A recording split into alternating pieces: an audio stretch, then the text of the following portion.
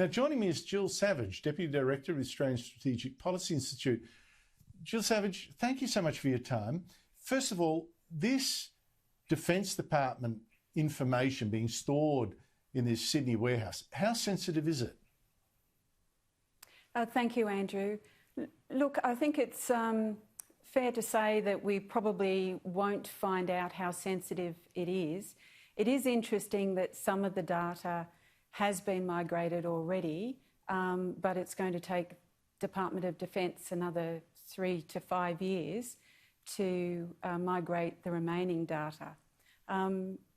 Presumably they've taken the most sensitive, but as I said, that's probably a question that we won't get an answer to easily.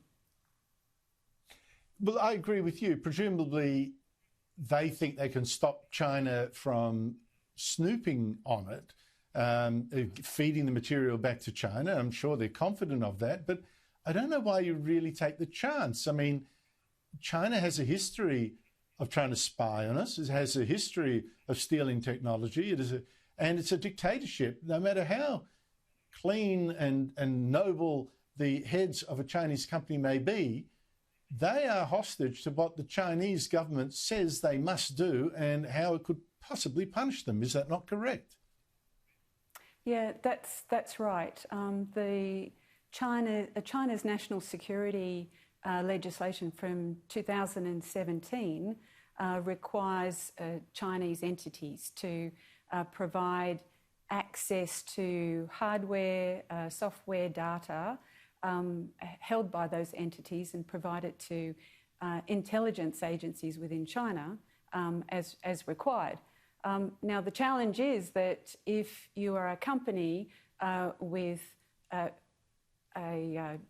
parent China company, then those same requirements apply to the subsidiaries.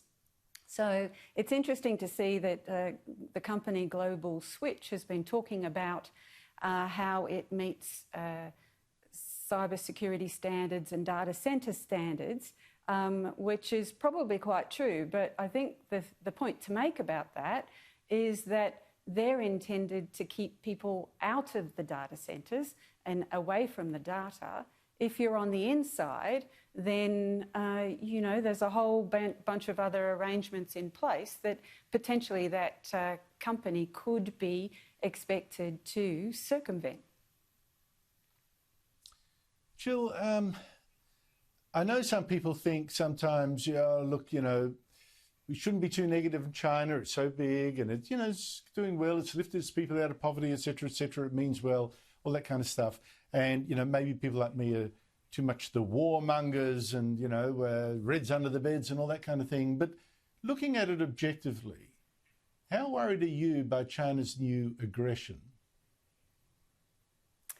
Well, I think China is all pervasive, and I think certainly the last 12 months has opened a few eyes about the extent to which we have dependency, if you like, as a nation on China. And, there is an assertiveness that perhaps not necessarily aggression, but it's certainly upped assertiveness and a pervasiveness. And I think that means that those things that you thought you knew you could trace from one end to another now are becoming a little bit more difficult to do so.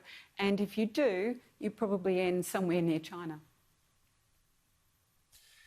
I suspect you're right. And when you get a country as big as China threatening war, I think it behooves you to take that seriously. You might think they don't mean it, but the mistakes can be made if you ignore the threat. Gill Savage, thank you so much indeed for your time. Thank you, Andrew.